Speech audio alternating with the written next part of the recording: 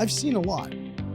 Amid the celebrity allure of entrepreneurship, many exceptional entrepreneurs remain shadowed. Here, I team up with these hidden talents to unveil their challenges and successes.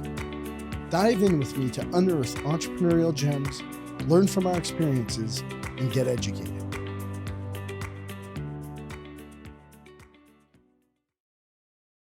Victoria Theriault. Not spelt at all like Theriault, but phonetically, Victoria Theriault. Welcome to the show. I'm so glad we got introduced. We actually don't know each other. Most of the people that come onto the show, I know. And but you do a podcast called Discovering You. And it's produced by Heather, who produces this show. And so she was like, wow, I think maybe you and Victoria should talk. And then we got talking, and then I was like, wow, we definitely should get you on the podcast. So my intro, so you're the founder of Discovering What Works. You have a podcast called Discovering You. It's been going for about 3 years, I think now. You're in your third year, I think. And congratulations on that. But you do workshops, you do communication workshops, team building workshops, EQ versus IQ workshops. You've been a keynote speaker.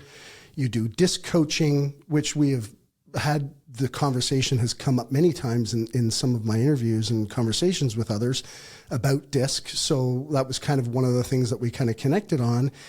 But then as I got, doing a little bit more research on you, I found it really interesting. So you were in a book called Pursuit 365. And in that book, you were quoted, you said, you were intrigued with what motivates human behavior. And then the piece that I thought was really, really interesting, which was not something that we had like a very brief conversation on the phone before this podcast, a week or so ago. But I didn't know this at the time, which really fascinates me. And I really have now become an instant fan of yours, but it took you 20 years to hone into, what you really wanted to do and kind of chart your course. How you put it is chart your course through happiness and success. And so I'm actually very interested in having, I have a very deep questions about kind of actually initially what got you to start your business, because you came from the real estate industry, you got into DISC, I know all that, but I'm really curious what drives somebody, because we have so many listeners who are either, they're either in a business that they don't love, or they're in a family business. They haven't found what they want to do. But we also have a lot of listeners who work for other companies. We have a lot of younger listeners. We have a pretty large segment of listeners between 24 and kind of 38. And we hear a lot I haven't found my purpose. I don't know what my passion is. And people get so frozen in not doing something because they feel they have to do the right thing. But you're self-proclaimed. It took you 20 years to really start, I'm going to open up my own business. And I'd love to really kind of dig in about that and find out what happened, what was the thought process, how'd you overcome your fear, and because you've done such an unbelievable job with the company that you've created. Yeah, thank you. First of all, thanks for that. It's funny looking back on it, reflecting. I don't know at the time if I didn't realize I wasn't doing what I was meant to be doing. I've always been, you mentioned it, somebody that wanted to dig deeper on things. And so, I would have jobs and I would be, happy. I liked the atmosphere. I liked the people I work with. Maybe I was excited about that. I also, in terms of, my personal life, moved away at a certain point with my husband. We were transferred to the US and I actually couldn't work there. So that was interesting. I didn't have a green card. So I had a lot of time to really think things through. I, of course, became a mom there. And so that's a whole other chapter of my life, wanting to stay at home for a few years and raise my daughter. And then when I got back into it, I think because, when you become a parent and as you're maturing, what it really does is I think it really sharpens some focus for you. And you think, is the time that I'm spending away from my family, is it sort of filling me up or is it draining me? And I think I became aware of really what fills my cup. And so I did have the opportunity when I was working at this company to get introduced to the concept of DISC, and I got certified there. And for those of you who are not familiar with it, it's basically a sort of behavioral assessment, which gives you an understanding, so to speak, like what we're saying, what makes people tick. It helps you understand your motivators, how you prefer to be communicated with, what your strengths are. And it's one of those things, I don't know, Dwayne, if you've ever had this experience, but sometimes somebody will say, like, you hear something like it's a little whisper. There's like a little whisper in your ear. And there was just something that when I just became introduced to it, I just could literally feel it in my body. I could feel this excitement growing about, and I didn't even know how to explain it. Like, okay, what is this? Why is this creating this feeling in me? And so I listened. I leaned in and I listened. What is this about? Took a deep dive into it. What is motivating me to do this? And then I just realized, again, I think I've always been somebody that, I describe myself more as probably an ambivert, but leaning towards the introvert side. So I'm very analytical, reflective.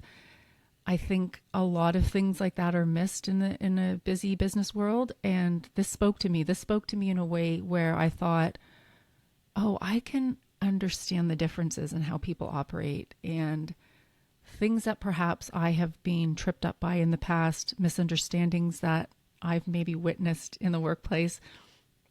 I think having this tool can be a game changer for how people operate, people with different personality styles. And it just almost felt like it just ignited this passion in me. And I thought, okay, the way we're using it here is great. Most people use it for just sort of maybe recruiting and hiring, but now what's the next step? So then I also got certified in team facilitation, which is really helping, teams grow strategically, but also ensuring that everybody can really lean into their strengths and respect the diversity on the team and be able to have conversations using DISC as a neutral platform that they wouldn't be able to have otherwise. And I'm sure that was a very long roundabout answer. No. But it's interesting. So I'm trying to timeline a little bit here because did you do this while you were working for the other business? When did you transition into your own business? Because like I'm very interested in talking about DISC. I think there's, and team building but we'll get to that. But what I'm really fascinated with was, late in your career, 20 years, and you're never supposed to ask a woman, at what age did you do this or how old are you, all that. And I'm not asking you how old you are, but I'm curious, like from a timeline perspective, because I find it inspirational. I'll be honest with you. Not only do I find it inspirational, I know that there are people out there. I think COVID has kind of created an opportunity for people who, we go from working to we go from working to 5 days a week. We're driving into the office every day to not going into the office at all to now being integrated back into the office. And people are like, hey, I don't like this. I want to find my own path. I want to have my own business. I don't want to work for the man anymore. I don't want to do the grind. They want to have control of their own destiny. They want freedom. And you are someone who could be defined in that category, and then you stepped out on your own and you took the step. Not only did you take the step, you're a self-proclaimed introvert, and it started with what I heard was I heard there was a whisper in my ear, and whereas most people would take that whisper and they may ignore it, or they may just excuse it or go, oh, okay, well, yes, I'm excited about this, or I'm interested in this. And then they stay with their level of certainty and don't make that bold step to the other side. And I'm really, really curious how you did it and, kind of what it looked like. I agree with you that most people kind of ignore it. And I think looking back, I probably was ignoring things over time, the sort of quiet whispers. And then I think, as I said in the book, it became louder and louder, and all of a sudden it was sort of screaming at me. So I think, as with life, it's not just one thing, it's a confluence of factors. What ended up happening at the company was that, they were trying it out. It was kind of a sort of a test case or experimental. I became more and more passionate about it and saying, and we can do this and we can do this. And they were sort of like, I don't think we have, that sounds great, but I don't think we have the budget to do this and this. And you're really good at X, Y, and Z, and we might want you to be doing more of X, Y, and Z and maybe less of this with the disc, because we just don't have the budget to take it to the level you want to. And that was sort of a crossroads where I was like, okay, I could stay and I could do this, take on this other job that, again, they said, we really see this as important and we know you're great at this. And, there's things like you can be really great at, but they don't fill your tank. And so, yeah, maybe there were those things. And I got to the point where I was like, okay, this is a crossroads. I have an opportunity here. And the nice thing is everybody knew. They would tease me in the office about being so obsessed with this. So they knew I had this passion. And so then we had to have a conversation. And I said, listen, if I were to go out and do this on my own, would I have your support? Because a lot of the people I'd already started with, would be an existing client base. So I am not, by definition, a risk taker. So I think you and I would probably be different in our personalities on that. So the fact that I did this is very unique for me. It really is. I can't highlight that enough because I'm not. So those of you who know DISC, I'm my D is sort of midline, but it's not like a super high D. And so I asked, hey, would I be able to still build, would I be able to provide this to the network of people that I have? Would I be able to? And so we came to an agreement, and they were very respectful and supportive. So it was a win-win. It was a best case scenario. And I think that, honestly, Dwayne, I think that was the impetus. I've thought about that. How long would it have taken me if I hadn't sort of expressed my desire, like, we can take this further, we can do this. And when I realized that was not going to happen, I had that choice. Do I stay here and play it safe and do something that maybe I'm not going to be passionate about? And then what do I do with this newfound knowledge and interest and passion I have? And I just thought, you know what? Felt like this is the time. And I honestly, to your point about the age, I think that kind of helped a bit because I've been down the road. I've seen how things work and what I'm good at, and maybe not so much. I know that I'm a very good independent worker. I know that I don't need external things to keep me going. I have my own levels of motivation. I want to do things. And I also know that I have to be really invested in what I'm doing. I'm not good at doing something like that's just like a 9 to 5. This is the job. Okay, now you're finished. It's off your mind. No, I need to feel invigorated. I need to feel excited. And I need to know that I'm making a difference. To me, this is really the big thing. And I would say at least once a week, I get to experience something, whether it's individual, someone I'm talking to individually, helping them through stuff, or a team. When I have these breakthrough moments where I see somebody gets it and they think, oh my gosh, I didn't know this. Now I have this knowledge. And that is the best part of it for me. It really is. I just knowing that what I can impart can make a difference to somebody and improve their work life, their let's say it's coaching, their sales career.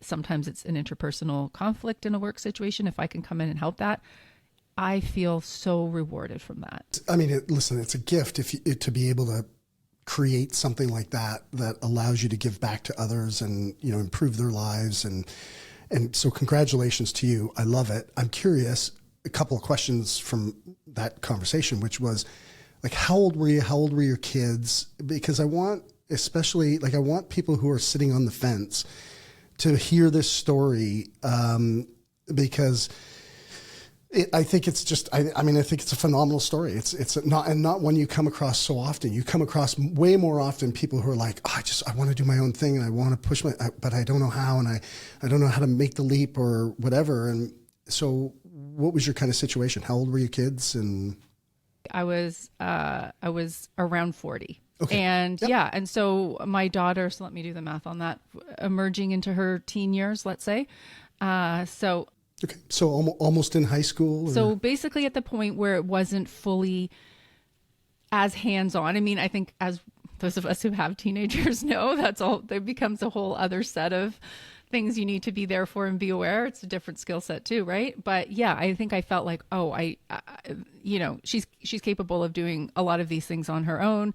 And, you know, watching the little individual person that she's becoming and seeing all of that. So yeah, so that is my, you know, I think you've obviously read that my article in the book, and basically what my advice is I think a lot of us think, so for me, oh, well, gosh, like 40's too late. Like, you know, you could be thinking that, but like, why? So my point is, what if you discovered it at 60? Wouldn't you rather spend 10, 15 years, whatever it is, doing something at some point that you know you're meant to do and that excites you? Why wouldn't you rather that than just sort of phone it in the rest of your life? Like that just wasn't fine with me anymore. I was able to do it to a point, and then I was like, yeah, this isn't going to work for me. Yeah, I love that. I mean, look, you can frame any story you want, and easily when your children or your child is, you know, early teens, you can frame the story if you want it to serve you in that way, to say, hey, this is not the right time. I'll have to wait till they get out of high school. And then it's, you know, then it's a different story. And so I think the takeaway of that is, you know, for those of you who are on the precipice, or you're thinking about a change, or you're thinking about a shift, or you desire more, you know, be careful of the story that you tell yourself. And, you know, you've got to have, I think you had a great strategy. You know, you had a potential, you know, client base kind of set up, which I think is, you know, smart strategy. Like, that's just, if you're going to open up a business, that's a good business strategy. But you can do that while you're working in your current career, and start part-time, weekends, evenings, that kind of stuff. And like, there's lots of strategies, but I think the courage to make that jump, I commend you for that. It's inspiring. So congratulations. Thank you. Yeah. Thank you. Yeah, it was definitely one of the most risk-taking for me and courageous things at the time. And but now I can't imagine, like, sometimes people will say, oh, do you ever, it's funny when they say that, do you ever regret that? Or do you think it would have been different? And I think, oh my gosh, I literally can't even imagine doing what I was doing before. It's like, no, I cannot imagine now anything but this. That's fantastic. I am curious, from an introvert's, you know, as you mentioned, building the business, you know, going out, because it's one thing to take the courage. Then once you've kind of jumped off the cliff or burned the boats, or however you want to say it, you know, you're now faced with, oh my God, like, I got to build this business. I have to create, you know, some traffic. I have to meet people. I have to sell this thing. I've got to convince people that I'm going to add value. How was that journey in the beginning days for you? What was kind of some of the, maybe for lack of a better word, like the psychology that you had to overcome to get there? So I'm so glad that you asked that question, because it allows me to kind of frame up introversion, because I think a lot of people, and maybe some of the listeners, will be viewing it probably the way I used to view it, or the way I think society almost viewed it, as to what it means. So how I felt, and again, I did have, like you said, that base. I had that network. So I had a lot of people that I know. And I have to say, I'm blessed that the majority of my business is repeat and referral. So to this day, do I love having to go out and make a cold impression, do whatever? No, I don't love it. But I can tell you what the difference is. Okay. So for introverts, a lot of people think introversion is, oh, somebody just wants to like stay home in their pajamas and not go out and talk to people. But that's not true. Introverts love talking to people. Here's the difference. They need to have a very stimulating, meaningful conversation. Okay. So what depletes introverts is small talk, is something where they don't feel a connection. So if they have to go out and see a ton of people and it's very surface level conversation, they are drained. So for me, I mean, my friends, my family, everyone teases me that, you know, I'm a quote obsessed with talking about, you know, either disc or some type of platform or understanding ourselves. So because that's such a passion for me and I'm able to talk to people about it, that fuels me. So I don't feel that same level of, oh, I got to, if you said to me, okay, Victoria, we're going to come out and we're going to meet, 15 people and we're going to talk about politics or sports, or I would think, oh my God, what a nightmare. What will I do? but if I'm having conversations with people where I'm connecting with them and I'm able to tell them what is inspiring me or what I think would be a game changer for them, I'm fired up, I'm fueled up, I'm passionate by that. And then again, the other main differentiator with an introvert is I can do that. I just need to then come home and plug in my battery, so to speak, right? So I need to come back, charge my battery, and then I can go back and do it all over again. Whereas extroverts, of course, the more they're talking, the more they're interacting, their social battery is just getting charged as they're doing it. So right. A lot of what I talk about is this exact thing, self-awareness. If you are measuring yourself by, a different set of circumstances, something that's not applicable to you, you're not going to feel great about yourself, and if you go back and do readings, a lot of the world was kind of set up with this extrovert kind of ideal. And thankfully that's shifting. People are understanding.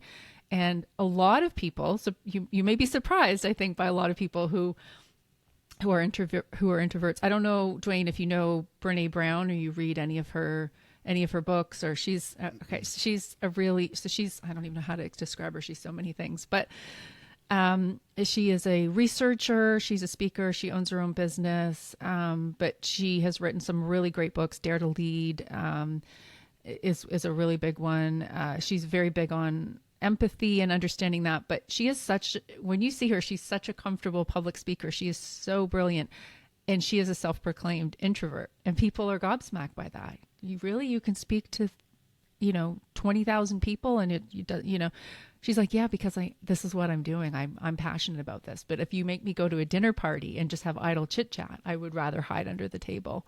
So I think there's sort of becoming a shift in people's understanding of what that really means.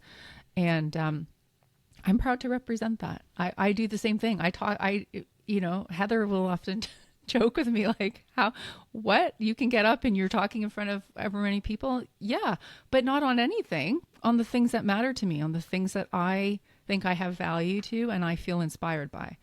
Right. It's funny. I often refer to myself as like I'm the most extroverted introvert you'll ever meet, because I don't necessarily, I don't seem to need to go and charge my battery, but I'd rather jump out a window than have a surface level conversation that is just trivial over dinner and stuff like that. It's like, oh man, if there's some interest in it, whatever, the masters, okay, I'll have that conversation. But just general, trivial conversation, I struggle deeply with it. We have that in common then, for sure. I feel exactly the same way. It's interesting, like the way you framed introvert. I've not heard it kind of put that way.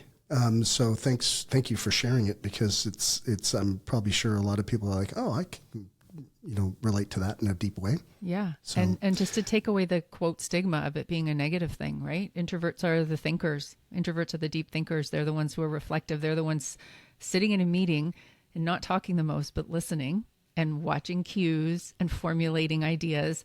And then at the end of it, look out. They've got all kinds of stuff. Sometimes if you're too busy chatting and over talking, you're not learning. Just that you say that, my question that was in my head was, as it applies to introvert and extrovert, from a team building standpoint, how does that show up? How do they interrelate and work together to make sure that, they're getting the outcome the whole team is. And I know that we will get into DISC, and I think we should probably frame it as well, somewhere down the road here for people, because if they don't know it actually, but I'm curious on the introvert extrovert thing before we move into DISC. Yeah. So I think, again, so much of this comes back to self-awareness, and this is something that you can achieve either doing DISC or EQ coaching, to be able to have an understanding of it. But I think exactly sort of that scenario that I gave you, I think a lot of times extroverted people, they want to have maybe a lot of meetings, they want to have a lot of conversations, and they will often be the ones talking the most. What happens there, though, is that, they're not necessarily listening and leaning into the other ideas. And so what I would say, and this will totally frame up with DISC, oftentimes those are the idea people, which is great. We need idea people. The whole point of this is, on a team, we need every kind of DISC profile, every kind of different thing, because you want to be collectively strong, right? You want to avoid blind spots or gaps. So let's have a fully formed team that has a multitude of different strengths and personalities. So often the people that are talking a lot, they're the idea people. So they come up with ideas very quickly. They're very good, I would say, at like the front end stuff. Why don't we do this? Why don't we think of that? They're great maybe at out of the box thinking, all super important parts of creativity.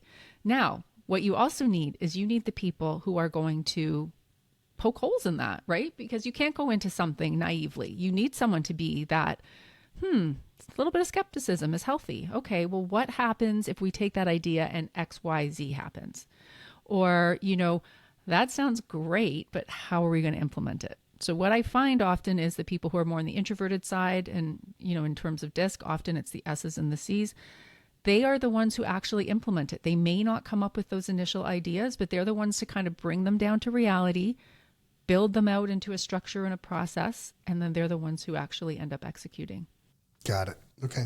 That makes sense. I think, from a DISC standpoint, like, I would frame this conversation for the audience that, one of the conversations I wanted to have with you was how do we use tools? Because this has come up in previous conversations on the podcast, where, what tools can we use to create the right team now more than ever? And I think as we move into AI, it's going to be more and more prevalent that we're going to require, the ability of the team to interact a lot more effectively and efficiently.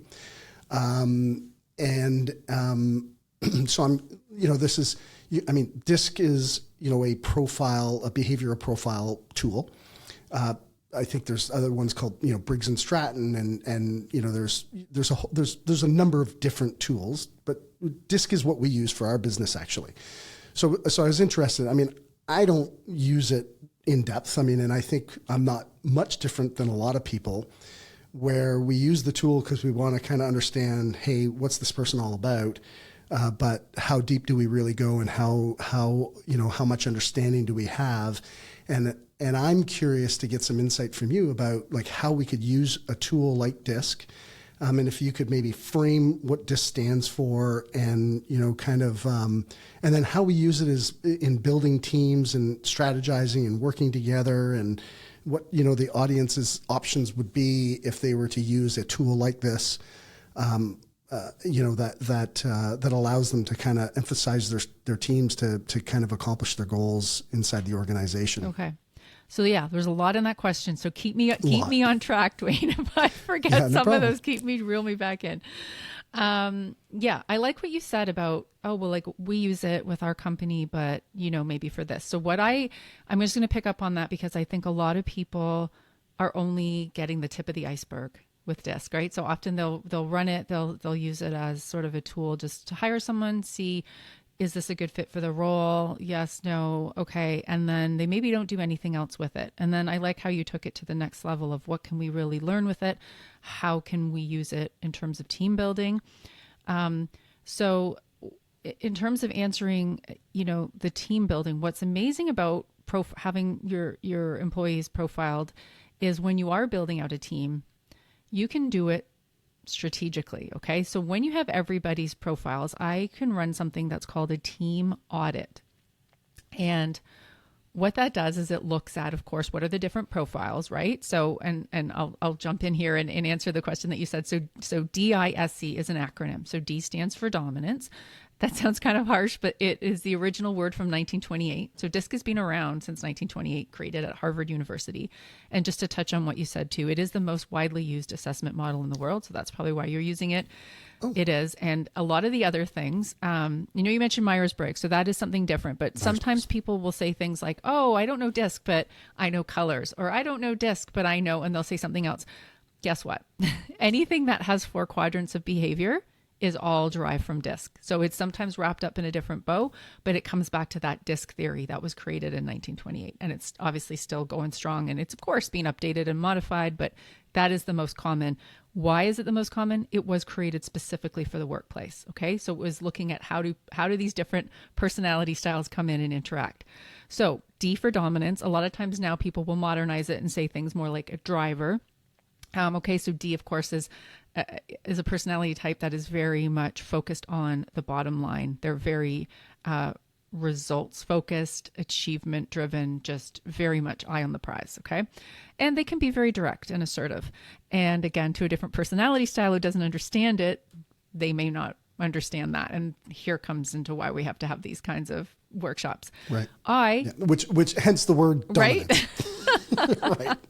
I is influence. Okay. So people who have high I's they usually enjoy interacting with people. A lot of times you'll find people in sales have very high I's. They're drawn to it. Doesn't mean you can't do sales if you don't have it, but you are naturally, it's almost like, moth to a flame. You're just like, oh, people interaction. So I's are drawn to it in abundance. They're affable. They're charming. They go with their gut. That's kind of a lot of the stuff that drives I's. S stands for steadiness. So steadiness, they are much more reflective people. They're introspective. They are more about finishing than starting. So they're tenacious. Like they won't let something go. If they're determined to do something, they will do it. They make great listeners. You'll often find them as supporting industry. So it could be healthcare professionals like nurses or teachers or even coaches and managers. And then C being compliance. People who are high in C are very driven by facts, details. They really want to work to high standards. The worst thing in the world for them would be to make a mistake. So they can be viewed as perfectionistic. And they are, again, just very driven with doing a good job, learning as much as they can, and really focused on that. So that's a very, very quick overview of what those four factors are. But back to the team thing. So once you know what your employees' DISC profiles are and what are they driven by and motivated by, this is a really important piece in managing them. So if you're only using it to say recruit them to have an interview to be able to have a chat with them, that's great. That's definitely an asset. But if you just leave it there, you will miss out on how do you manage them according to their style? How do you motivate them? We're not all motivated by the same thing. And it may shock a lot of people, especially high Ds. It shocks them to no end if I say to them, well, this person is an SC, so they are not motivated by those tangible goals that you're giving them. You're saying, oh, there's going to be a bonus, there's going to be whatever. They're like, yeah, who doesn't want that? I'm like, I agree. Who doesn't want it? But that's not their prime motivator. Their prime motivator is to feel seen, to feel like they're contributing something to this team. So if you just slightly shift your language, if you focus on this, you have now built a stronger connection. And guess what? That team member is going to respond in kind, and now you have them on side. And now the two of you are going to be able to take your relationship to a newer level, and you're both going to achieve more. So that's really the motivating managing piece of DISC. And again, when you're doing this as a team exercise, team building, knowing what everyone's different factors are great, because not only does each person have a DISC profile, but now the whole team company, they have their own DISC graph. So what does this team's DISC profile look like? So if you want to add to that down the road, let's say you're like, oh, we're really heavy on C and we're not very heavy on I, and we have a lot of interpersonal things or a lot of sales things. Guess what? Strategically looking forward, you have to fill that gap. You can look at this as a structural tool. Okay, guess what? Next time we're going to look for somebody who's got higher influence. Sometimes I've seen people shift roles, so alignment of roles. So sometimes they know they're a good employee and they're like, they just maybe are not, I don't know, I feel like they could do more. I feel like I'm not getting whatever out of them. And it turns out, well, maybe you haven't aligned them with what their natural strengths are. And I've seen them shift. I've seen sometimes people take a few duties off their plate and maybe take some from somebody else who wasn't loving it, shift it around, streamline it, boom. Everybody now is working in their zone of strength and they're crushing it. And to be able to see that is amazing. To be able to help facilitate that is amazing. Okay, I touched on some of that. Tell me what else it was that I was. Well, I mean, it's interesting because as the thing that popped into my head was, or no, we totally use it surface level, right? We exactly the way you and this is not about me, but my hallucination is that we're probably not that much different than a lot of people, and I think a lot of people just in general have a tendency to get to whether it's in their fitness level, whether it's in their their health, their nutrition, they get to a certain point, and I refer to it as like we're either moving away from pain or moving towards pleasure. And the minute we move far enough away from pain, the leverage starts to reduce drastically. So therefore our motivation to keep pursuing on one track begins to get lower and lower and lower the farther away from pain you get, because we'll do more to move away from pain than we will to move towards pleasure. And so I think sometimes, like as you were talking, I was like, God, like, okay, you got the 4 different quadrants of personalities, and there's not only dealing with the personalities, but it's like themselves, but it's the reaction from one personality to another personality. Is like, and like, I'll be honest, like, Absolutely. I have this joking phrase about high eyes, that it's like, I'm like, oh, that's the bullshitter category, right? It's like, they're selling you on something, whether it's themselves, they're the life of the party, they're telling a story. It's like, so, and I'm joking about that, but it is, but it's one of those things where you go, a D might look at an I and just, or all the rest of them and just say, like you said earlier, it's like, well, what do you mean you don't want the commission? What do you mean you don't want the to win the car or whatever, or win anything? Well, exactly. And if we are, the thing, and this is a good point. So when we are looking at how we're interacting, so we know what's in our heads, right? So if we make a statement or we're coming across a certain way, we know what we are intending. The person across from us, or the person at the table, our colleague, our client, they can't read our brains, so they don't know. And so if we have different disc profiles, one of the main things that we do is we go into it making assumptions. Now, those assumptions are driven by our own personality style. So the way we see our behavior is not how the person across the table sees it. So this is something that I will often incorporate in my desk coaching. So when I'm coaching someone, first of all, I'm showing them the strengths of their profile. I always want people to see what's amazing about their profile, because I really believe, I am obviously a big proponent of self-improvement, but I also believe you shouldn't spend your life swimming against the current. I think you need to know what your zone of excellence is, what is your strength, and I think you should do everything you can to create the circumstances to allow yourself to be in that zone of strength. So when I am doing this coaching with people on their profiles, I will give them the positive version of the words that describe them. But then I'll say, you know what an important part is in self-discovery and growth is understanding how you might be interpreted by somebody else. Okay. And I always warn them, okay, here comes the part. And it's amazing how you can take descriptive words and flip them, and they are different to a different style. So let me give you an example. Okay. So for high D, a positive word I would say about high D is, ambitious and confident. Well, if we do a word flip on that, we could see pushy, aggressive.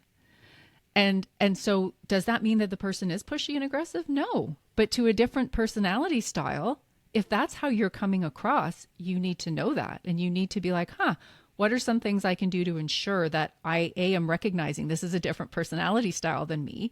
And how can I make sure I'm not tripping this process up? This is huge, as you can imagine, in sales, in terms of, trying to connect with a prospect or client. Because if you're misreading them and you're pulling high D symbols and they're a high S, and they're just like, oh, that's how they're seeing you. And so this can be a real light bulb moment. They're like, oh, but I'm not pushy, I'm not aggressive. I'm like, no, I know, but that's what that style is doing. And conversely, so for instance, we talked about high eyes, right? And you made that joke. And so high eyes, I think, are very optimistic, right? They're very much, they're positive, they're cheerful, but what is the opposite of that? And how might somebody view them? Naive, disingenuous, meaning like phony or fake. And I gotta tell you, they're mostly not. That's who they are. That is just who they are. But if you are someone who is more like on the skeptical side, you'll be like, oh my gosh, like my BS meter just went off. And for them to understand that is really important, right? So, you can see that I get really fired up by this because it is so key to building interpersonal connections, is to have these understandings, see the things that maybe trip us up. And probably the most interesting example of this is either in a team building workshop, or I sometimes will do like a 2-person facilitation. Sometimes if somebody's transitioning into a new role and they're going to be working closely with someone, of course I have it always. So sometimes it's fun, it's team building. Other times I'm called in because there is a bit of a crisis situation where things are not going well. And we do this. It's like forced empathy. I don't know if you're familiar with that term. Chris Voss, I think he's the one that kind of came up with it, hostage negotiator. But anyway, the forced empathy is really just sort of taking a walk in someone else's shoes. So you make that person, right? You make the other person now explain the contrary perspective kind of thing. And you look to see what the value is in that. And so that's an exercise that I will do. And it's incredible. It's incredible when you can really take on that. Empathy comes a lot easier to some people than others. But if you're someone who it doesn't come natural to, it can be worked upon and built upon with exercises like this, with the EQ coaching that I do. It's something that is a game changer. Holy smokes, there's a lot of stuff here. So I think this is, it's critical if, this is a business podcast, but this is not just critical in business. You can start to see where this falls over in your intimate relationships or your family relationships, where if you have a dad or a mom who's a D and a child who's compliance, yes. It's like it can get you can see where actually I had written down in my note there, which was messaging / communication, which is you had said something earlier where you may explain something and you're explaining it from your perspective, but they're hearing it from their perspective. And you're like, no, I was very, very clear, right? Deez will be like, oh, no, I was very clear. Like, but it would have been perceived in a different way. AKA, wow, he was so aggressive when he was explaining that to me. And it's like, and then they don't perceive the whole entire message. So there's so many pieces going on here. I guess my overall question is what is the best way for us to kind of construct or deconstruct this disc and then start to make it make sense for, the listener in regards to how they might utilize it to build a team, to use it as a tool to analyze, what they've currently got. Like, they're probably listening right away and I go, oh yeah, Susie's an I, John's a D, whatever. And what's our best route here because I really believe that this is the core to team building. I think that this is, and I'm not necessarily like, the core to team building is effective messaging and communication and working together and understanding and like you say, having that empathy, inside a workplace or a work group to be able to optimize most efficiently. And so how do we help the listener kind of get there with their business or with their people to start to identify and drop the seeds? That's kind of that's what I'm thinking. Definitely. It's not even a question. It's just a thought process, and definitely. I'm relying on you to go with it.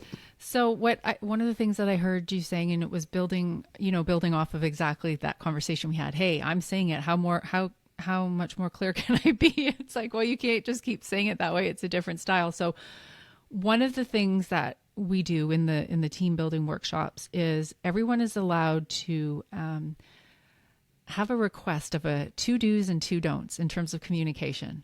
And the reason that it works well to use a disc platform is because it depersonalizes it. So as you can imagine, people come into things with baggage, right? So let's say they've worked with somebody for 6 years and they're like, oh no, like, oh, Dwayne is always saying this. So I know he must think that I'm not as smart as him because I don't respond as quickly, or maybe I'm not as passionate as him because I don't say it as directly. So they are coming in maybe with a little bit of that baggage and that belief. And this is what I was talking about earlier, where it's so rewarding to see these misconceptions evaporate once they understand DISC. So now instead of saying, oh, this is Dwayne, it's Dwayne's high D.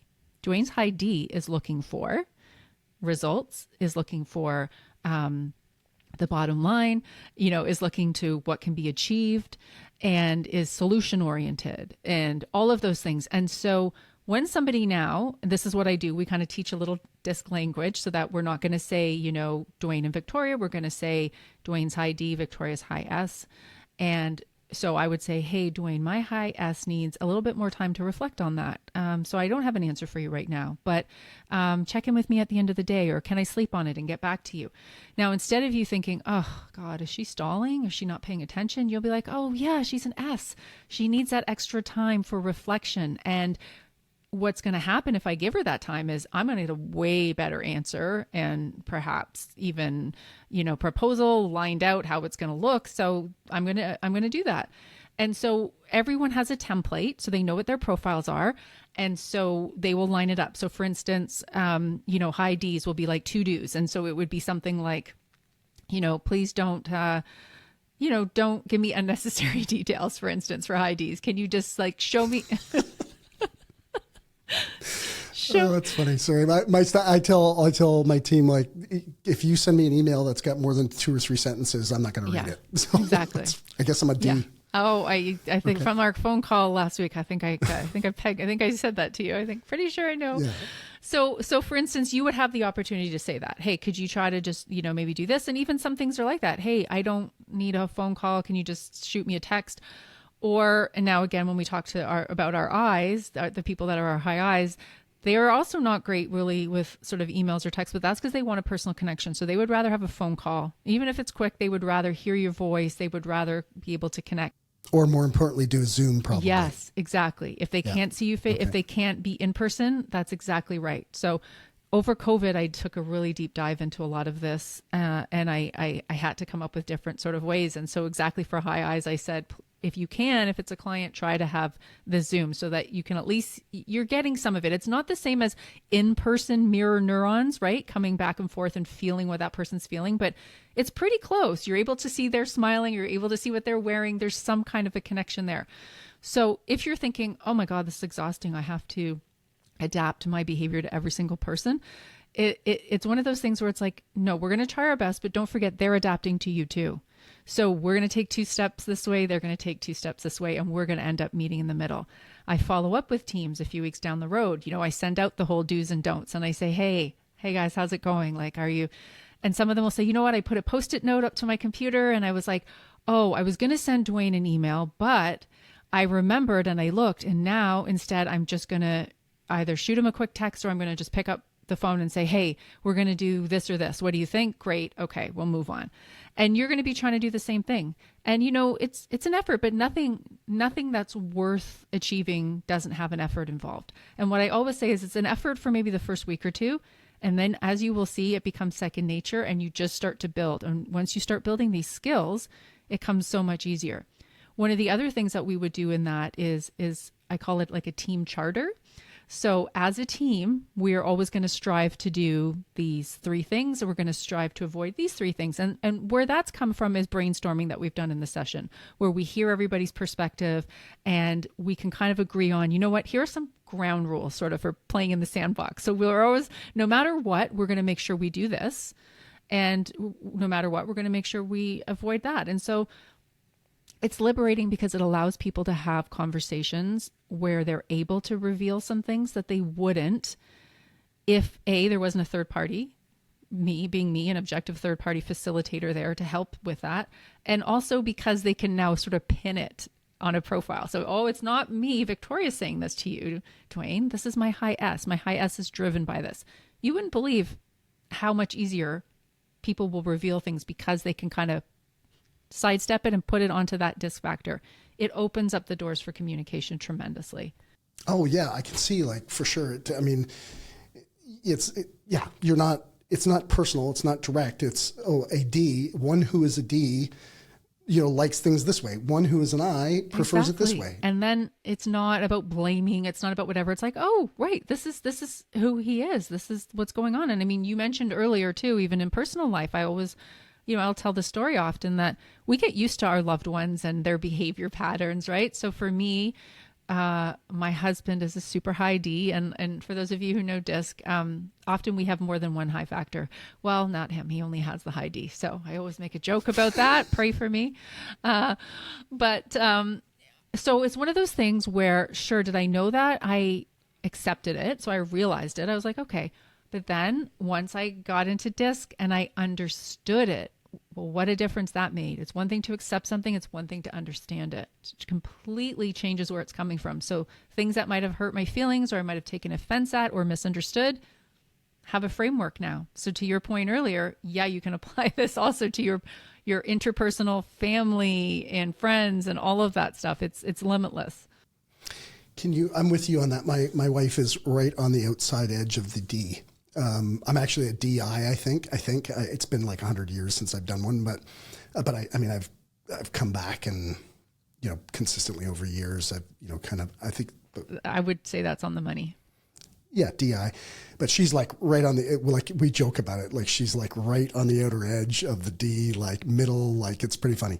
And I'm curious, can you give us maybe because you talked a little bit about D's and you talked a little bit about I's, but I'd be curious on the S's and the C's, like how do they prefer to be communicated with, just so that, people can start to relate it to somebody that they might know in their personal life or in their office. Yeah. So if you don't mind, Absolutely. just kind of. S's. So one of the funny things, one of the best tips I always give people about talking to an S is try not to put an S on the spot. So high S's, because they are very introspective and reflective, they're processors. They need to think about things. So they're the person you might want to say, hey, you know what? No, have a think about it. Get back to me. Let me know, or, sleep on it. S's have this thing where if you say to them, oh my gosh, there's a deadline, like you have to tell me now, you'll actually put them into more of a panic mode. And here's a little ironic twist, with high S's. If you say to them, take your time, get back to me, ironically, they'll get back to you faster because you've given them permission. You've literally like taken a brick off their shoulders and now you've said you've got the time, and I guarantee you they're going to come back faster because you have now given them permission to breathe. So that's right. No, they don't feel pressure. Yeah, exactly. Yeah. What does S stand for again? So S is steadiness. And that's just it. So steadiness, everything about them, their pace. So S is very much about pace too. S's work at a very steady pace. Whereas low S's, so people have a low S, and again, low doesn't mean bad. It just means that's not your high factor. So low S's actually thrive on restless energy, multitasking, doing a whole bunch of things. And so high S and low S can look very different. So, low S's to high S would be like, what's taking you so long?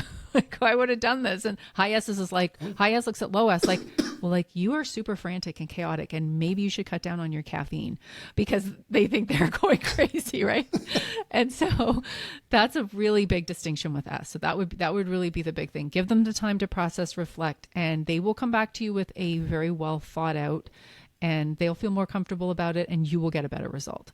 And do they need, sorry, just a quick question on that just before, because if we get too far down the road, I'll forget, but like, do they need kindness or like the approachability method or factor, or like on the EQ side, like, how would you approach that? They need time, I get it, and they need to process, but is there a general way that they like to be addressed? I think this is so interesting, and I feel like this must be like some kind of perception or intuition on your part, Dwayne, because you're really honing in on this one.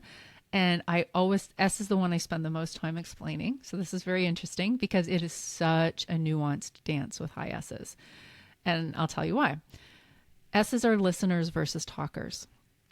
Okay. So then if you're talking to people in sales, what do people, if you were to say something, or if I were to say that to you, Dwayne, what do you do? Somebody's not talking. I's and D's, great. They're talking. They're giving you a lot of information. D is maybe being direct to the point. I is telling you their whole childhood traumas, everything coming up, maybe the too much information, but it helps because they're giving it to you, right? S's and C's, yep. You're not getting it as easily. All right. And so then if I say to you, like, well, what do you do then for a listener versus a talker? Well, what would you probably say? Like, how do you get information out of them? Ask questions, Right. and be present, stick with them. And do you see now what I've just said before about us, why this is so tricky, such a delicate balance? Because yes, you have to draw them out. But on the other hand, what have I also said? You can't put them on the spot. So here's what I'm saying. I don't know if we've talked about this yet, but I do like behavioral sales training. So I will do talks with salespeople in terms of trying to assess what you're seeing and then the right approach to take. So this is one of the things that comes up. I always say S's are the toughest nuts to crack, but they're worth cracking. And I'll tell you why, because they are the ones who, they seem quiet and reserved at first, but once you've got them, usually like you've got them for life, and they are the source of your repeat and referral business. They will tell their friends, their family, their neighbors, their dentists. They will tell people about you.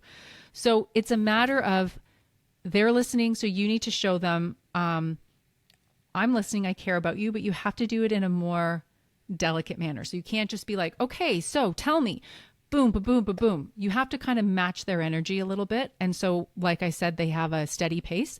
So even just your tone. Okay. So let's say I'm talking to a D and I'm like, great, Dwayne, you know what? We're going to get this going. I like this project. Let's move. I'm using action words. I'm picking up my pace. With an S, I'm going to say, okay, so, going forward, maybe, would we want to consider this? Or, I had an idea that this might work. So do you see, it's just a much more dialed back, evening out the tone, making sure that they're feeling comfortable. And the main thing too is not putting them on the spot. So you could say, I have some ideas. Here's what some of them are. No pressure to respond to me right away. If you want to shoot me an email tonight or going to connect tomorrow when you've had time to think about it, let's do that. So it's kind of like a two-pronged approach. You can see that it's a very delicate dance. Yep. And then because of this one, because you stressed on this, I guess the question that pops into my head is like, how would they show up? Like, how will you know that they're an S? I think it's probably pretty obvious, like how a D is going to show up and how an I is going to show up. We've kind of talked about that, but the S seems like it's, like you said, it's a little bit more complex. So how would you, when you're from a sales perspective, and we just finished 2 podcasts about sales, so we'll just stick with that theme. If you're sitting in front of an S, how are you going to know they're an S versus a C? Yeah, great question, because we haven't really talked about C, and we'll talk about that in a minute. So with an S, they're usually going to have like a neutral expression on their face. So one of the things I joke about with S is I always say they must be the best poker players because they just sort of have this look. And it doesn't mean it doesn't have to be an unpleasant look. It could be like a half smile, or it could be just very neutral. And so that's why, the whole poker thing. And I always say the catchphrase for high S's could be keep calm and carry on. You don't know, though. There could be a volcano brewing underneath that S, but that is what they're giving to you. So some signs are that, a very neutral expression. And then there's what I call the infamous S nod. And this is where a lot of salespeople make mistakes. They interpret that nod that the S is giving them as, yes, I'm interested. Yeah, I'm going to sign up for this, whatever you're trying to sell me. And what that S nod really is doing, it's really just expanding on what they're about. They're about listening. So when they're nodding at you, that means I hear you. Okay. I'm listening. I'm taking it in and I'm thinking about it. So if you were to say, oh, okay, so it seems like, you're in agreement or you're whatever. So, can I sign you up? Can I whatever? And then you're going to get the boom, deer in the headlights, frozen look, and bam, they're going to shut the door. And I'm sure they'll be very nice about it. Oh, thank you. I need to think about it. But if you have tried to push them, if you've gone in for like that sort of quick close, which by the way, if you're dealing with a high D, you can go for quick closes. If a high D is nodding at you and giving you affirmations, go for a quick close because you know what? That'll work for them. They're decisive. High S, you will lose them right there. And that is kind of the thing. So yeah, the neutral expression, the nodding, and then your approach there is just, you know what, take your time. If there's anything I can do to answer your questions, if you want to have another meeting, that's great. You might need to be prepared to have a couple meetings to get a high S on side, but I'll bring you back to that reminder of you want to get them on side because these are the people that really will be your lifelong clients. Right. That's interesting because as you're saying that, I was like, the nod almost seems like it's an internal check checkbox for them. Like, okay, got it. I understand. Yep, I see. Yeah. Yep. Yeah. Very And it's all exactly. And it's all kind of going into the processor in the brain. Process. Okay. And they'll come back with it. Another thing to just, kind of give somebody a little tip is, I think because S's are, they're sort of more like reserved and reflectors and all that. And sometimes people think they're not the decision makers. So especially if I get this a lot, like what if you're trying to talk to, if you're in a sale of some type and you're talking to a couple and one of them is definitely a D and one of them is definitely an S. So the most opposite disc profiles you can have, by the way, is a D and an S. Because of course D pushes ahead. D is like results, now, go, focus. And S is think, reflect, take my time, process. So then it's like, oh, well, what do you do? And a lot of people, I'll pose that question in my workshops or my talks. And what would you do? And a lot of people will say, well, clearly the D's the power there. The D's making the decision. So, I'm going to do the D approach. And I was like, nope, it's not going to work so well.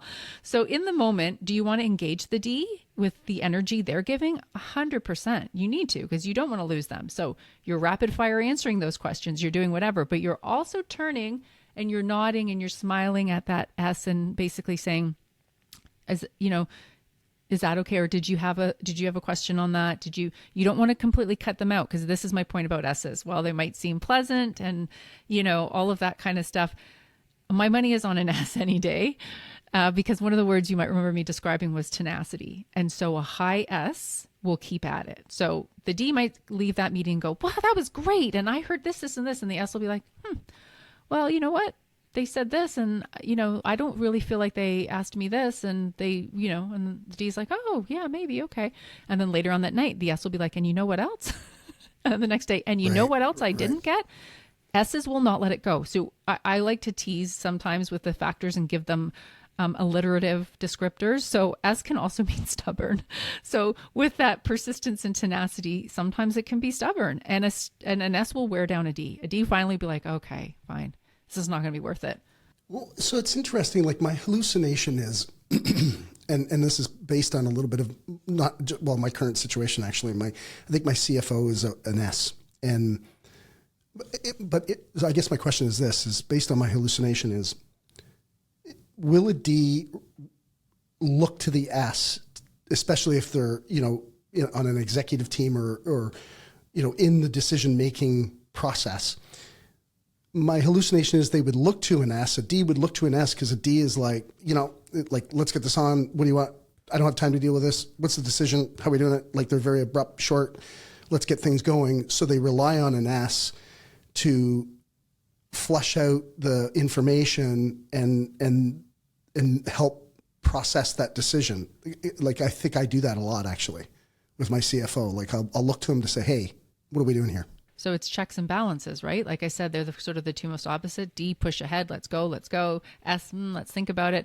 I would also say would almost guarantee you that your CFO has a high C, and maybe this is a good transition point to talk about what high C is. Let's talk about I would also, quite likely it's a combination. So it's very common to see C's and S's grouped together when people have two factors, and I's and D's. So even you yourself said, I think I probably am a combination of a D and an I. That's a very common combination, as is having a C and an S. So for C's, yes, and you said your CFO. So C's are very much driven by data, by information. They are 100% logic. So don't ever try to infuse some kind of emotion. Well, what's your gut telling you? They'll just give you this look like, what? Like, yeah, I might be having a feeling, but I need to apply logic to this. I'm not going to make a decision that's not rational, that's not logical, that's not factual. So we will often see C's in jobs that are very much data analysis, accountants, engineers, even architects. So something that's very precise. So working to high standards, but also that whole thing about we need to think this through. And C's do not like to make decisions that aren't data driven. So you don't ever want to say, what's your gut telling you? Or, you must, it's like, no, let me see it. And so if you're ever trying to get a C on board, whether that person's on your team, the way you're going to speak to them is going to be different, right? So even like a modification of a word, these are the things that are amazing. These are the things that we do in my workshops. With an I, you would say, well, how do you feel about that? Right? Feel. I's are emotive. It's about feeling. With a C, you would say, what do you think about that? Such a minor little difference, right? But that's going to make a difference. You're now speaking their language, because for C, it's like, yeah, it doesn't matter what I feel. I think this is what the information is telling me. With I's, it's like, oh, but this makes me feel this way. And that's what's going to get me on board. So just these little tweaks make such a big difference. And I would guess that your CFO is probably that combination of the C and the S. And that's great, because ideally when people are building teams, and they want to structure a team, I will always say to them, you really do, especially if you're working with somebody closely in a partnership, ideally you would like to have the opposite profile for strategy, because that person's going to catch you when you're impulsive and yeah, let's do it. That person's going to say, but did you think about these 6 factors? And what about this potential scenario that could come up? And then together you're going to make a more informed decision. So that's the first part. Let's build it strategically. Then the second part is, oh, now we're these opposite profiles. How do we now play nicely in the sandbox? And that's where step 2 comes in, where what some of the stuff we talked about, you learn the best ways to communicate with each other. You learn that a word that might seem harsh to you does not seem harsh to them. And these are kind of the takeaways. There's no surprise that most married couples, I think we do this in our lives sort of instinctively. Most married couples have opposite disc profiles. And I don't think that's by accident. I think we're drawn to what is different. Yeah, they do. They do.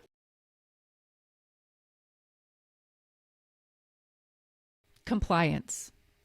But sometimes, again, because people change it, so sometimes people will describe it as conscientious, which is also a good word. Also, they'll say correct. Again, also a good word. C's hate making mistakes. So the compliance part comes into the fact that C's generally are rule followers. I do want to put the caveat in that they have to really agree with the set of rules. Like, they don't just blindly follow rules. But if there is a procedure and they think, well, this is right, and you try to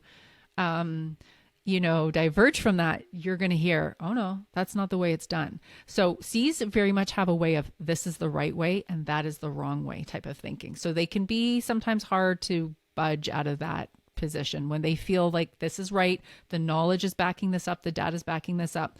So quite often, C's can kind of come across as inflexible. And the way to really kind of get that is to, again, engage them on their level. Look at information, talk to them in a way that they're going to respond to, not saying, what's your gut telling you? But okay, let's have a look at these, stats. And then maybe perhaps, is there another judgment we could pull from that? Again, you're going to be using those kinds of words, but how you engage is key.